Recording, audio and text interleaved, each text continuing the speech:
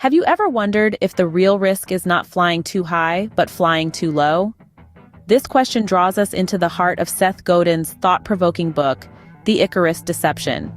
The title takes inspiration from the ancient Greek myth of Icarus, a young man who dared to fly too close to the sun, ignoring his father's warnings, and ultimately met a tragic end. But let's pause for a moment and look at this tale from a fresh perspective. What if the true danger wasn't in Icarus's audacious ascent, but in the fear of flying too close to the sun? It's an intriguing twist, isn't it? Now let's delve a little deeper. Godin challenges the traditional interpretation of this myth. He suggests that our society has been so focused on the cautionary tale of flying too high that we've completely missed the real lesson, the peril of flying too low. We're often so afraid of reaching for the sun and getting burned that we end up skimming the surface, never truly realizing our potential. And therein lies the deception. We live in a world where playing it safe is rewarded, where conformity is applauded, and stepping out of our comfort zones is discouraged. We're led to believe that the fear of failure should govern our actions, that taking creative risks is a path to disaster. But is it really? Godin begs to differ. He argues against the notion that playing it safe is the key to success. Instead, he advocates for embracing the uncertainty, for being vulnerable, for daring to fly higher than we ever thought possible. It's about breaking free from the shackles of fear and conformity and charting our own course, even if it means flying closer to the sun. So next time you find yourself hesitating, remember Icarus. But not as a warning against ambition, but as a reminder of the dangers of not daring enough, of not pushing the boundaries, of not reaching for the sun.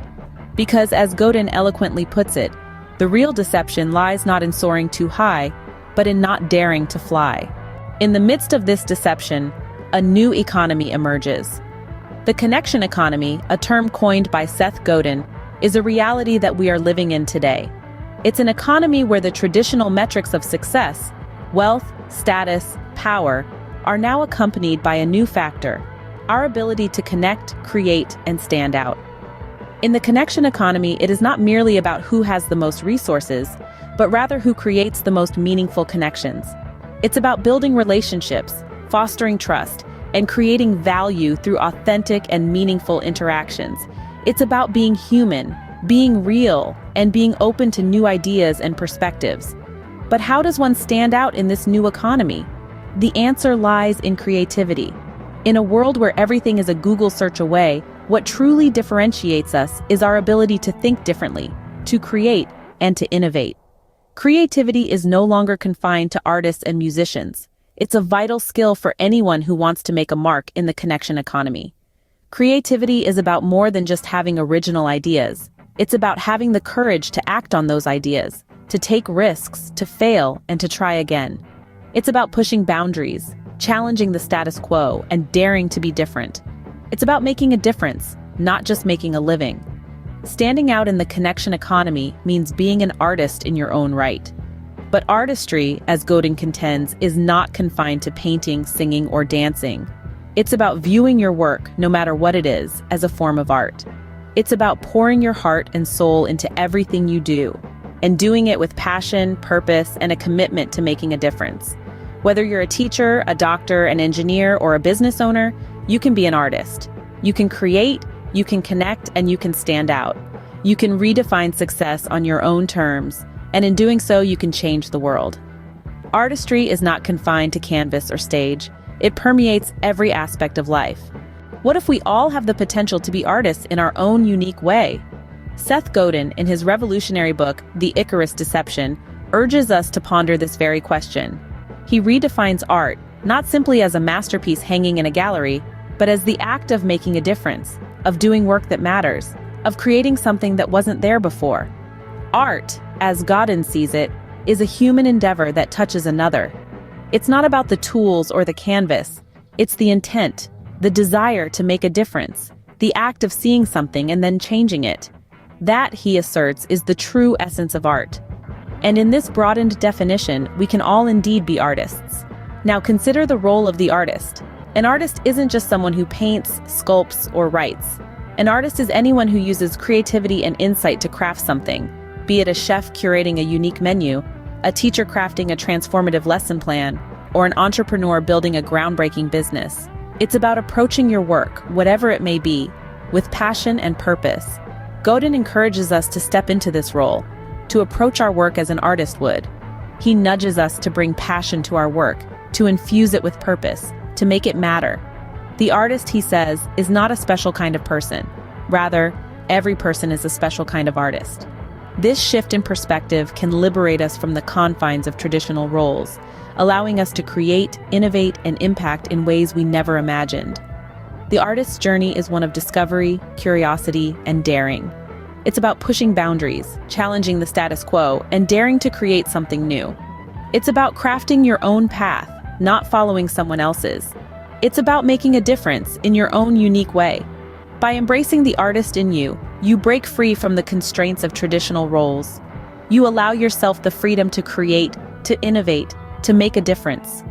You give yourself the permission to fly, to soar, to reach new heights.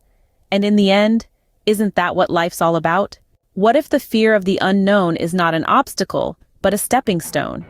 Imagine a world where fear doesn't paralyze, but propels us forward. Fear is often seen as a sign to retreat, to return to the familiar. But what if we turn this narrative on its head?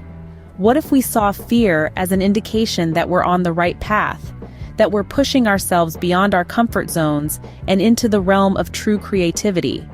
In the pursuit of creativity, we're bound to stumble upon the unfamiliar, the uncertain, the unknown. This is the playground of the artist. This is where creativity thrives. The fear of the unknown may loom large, casting long shadows that threaten to engulf us.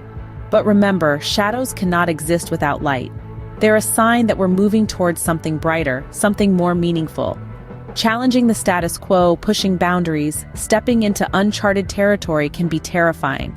But it's in these moments that we truly grow, that we truly create. The status quo is safe. It's predictable, but it's also stagnant. To create is to breathe life into the mundane, to transform the ordinary into the extraordinary. Fear is a part of this process. It's a sign that we're breaking free from the confines of the known, that we're daring to think differently, to act differently. Embrace this fear. Let it guide you. Let it inspire you. Let it be the fuel that drives your creativity. Don't let the fear of the unknown stop you. Rather, let it propel you forward. Let it be the wind beneath your wings as you soar into the unknown, into the realm of endless possibilities. Remember, it's not about eliminating fear. It's about acknowledging it, understanding it, and using it as a tool for growth and creativity. It's about turning fear into a stepping stone, a launching pad for your creative journey. True artistry involves stepping into the unknown, pushing boundaries, and embracing discomfort. It's about taking the leap, even when you can't see what lies ahead. It's about trusting yourself, trusting your creative instinct, and daring to fly. Who grants you the permission to fly? This query is at the heart of Seth Godin's transformative thinking. He challenges the idea that external approval is necessary for success, that we must wait in idle anticipation for the green light from society or authority figures before we can spread our wings. But why should we wait? Why should we place our dreams and ambitions in the hands of others? Why should we seek validation when we can validate ourselves? It's time we took the initiative. Time we became the masters of our own journey. You see, when you're at the helm, you set the course. You dictate the pace, your creativity, your passion, your ambition. They don't need to be sanctioned by others. They're yours to nurture, to grow, to unleash. So don't wait for the world to give you permission. Give it to yourself.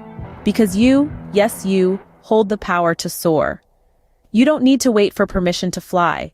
Grant it to yourself. The Icarus Deception is not just a book, it's a call to action.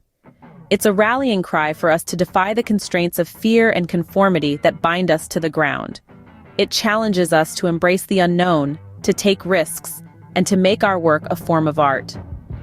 In this new connection economy, success is not defined by traditional metrics, but by our ability to connect, create, and stand out. We are all artists in our own right, and our work, driven by passion, purpose, and a commitment to making a difference, is our canvas. The key is to give ourselves the permission to fly, to pursue our passions, and to redefine success on our own terms. Waiting for approval can stifle creativity. and the real artistry lies in pushing boundaries and challenging the status quo. The Icarus deception urges us to soar to new heights, to not be afraid of flying too high. So, are you ready to fly?